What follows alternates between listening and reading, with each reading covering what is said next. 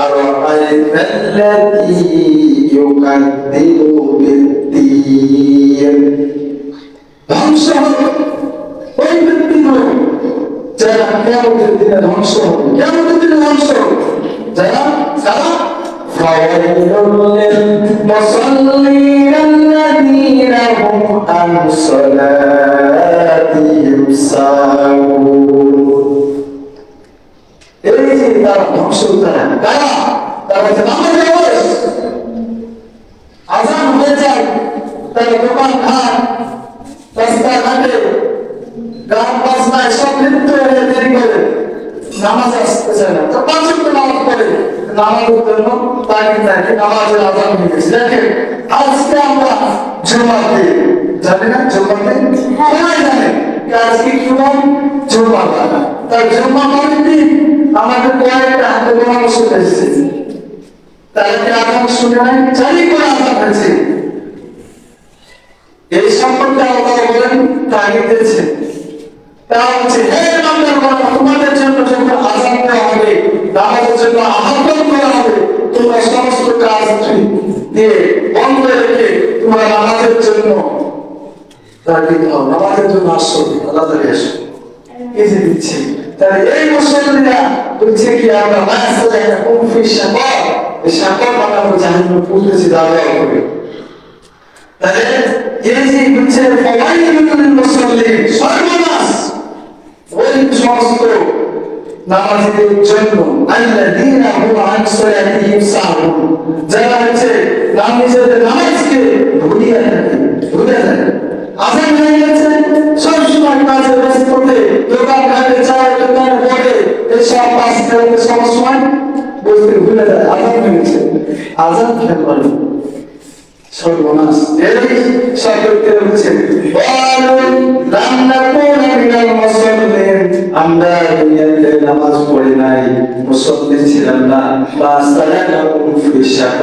আমরা তার জন্য এই জন্য সাগরের মধ্যে আলোক জ্বলতেছি।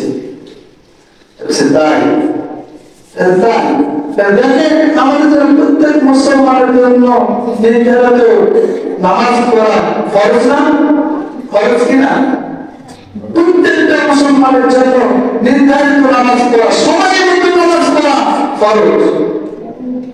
আমার যদি কোনো ইচ্ছাকৃত ভাবে নামাজ অনেকদিন পরে ইচ্ছাকৃত ভাবে ছেড়েই দেয়, এই নামাজ আর পড়ে না, তারা ঘুমায়, তার কাজে লিপ্ত থাকে, এইটা কি আসলে পরম্পরা মুসলমানদের? এটা পরম্পরা না। তারপর আল্লাহ বলেছেন প্রত্যেক মুসলমানদের প্রত্যেক মুমিনের জন্য নামাজ কি সময় মতো পড়ো। তার আল্লাহ বলেছেন ইন্নাস সালাতা কানাত আলাল মুমিনিনা কিতাবাম মাওকুতা,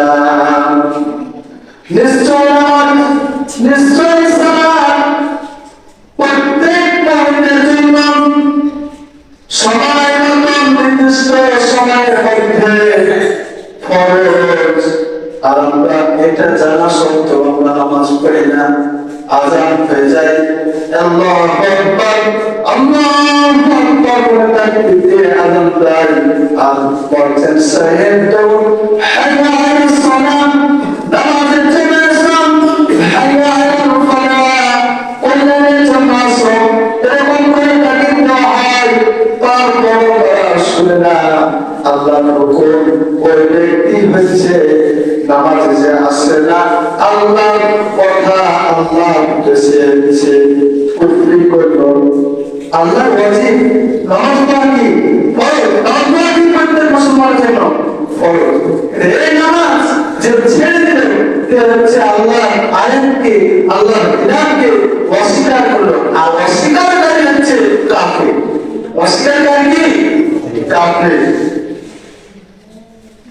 দেখেন আমাদের শয়তান দুশমন প্রকাশ্য আমাদের শয়তান জাহান্নামের মধ্যে অস্বীকার করেছিলেন, তাই হুকুম আল্লাহ সে হুকুমটা হলো وَإِذْ قُلْنَا لِلْمَلَائِكَةِ اسْجُدُوا لِآدَمَ فَسَجَدُوا إِلَّا إِبْلِيسَ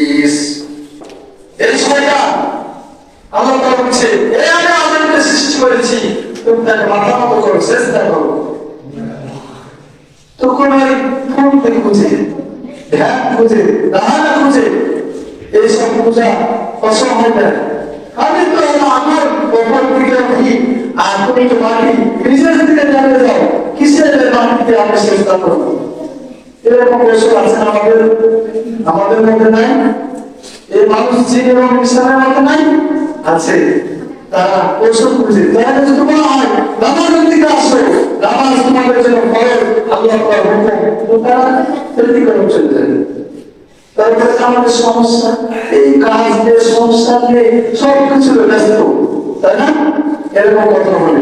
তাই ওরা কি বলছে কি আল্লাহ তাআলা একটাই সীমা লঙ্ঘন করেছেন, শয়তান আমাদের প্রকাশ্য ইবলিস। তাকে দেখলে তো আমাদের কাজ হবে, কাজ দেবে বলুন তো কোন ব্যক্তি? মুমিন ব্যক্তি। কার? শয়তানকে দেখে মুমিন ব্যক্তি রক্ত টকবক করে, তাদের হচ্ছে শরীর আছে জ্বলে যায়।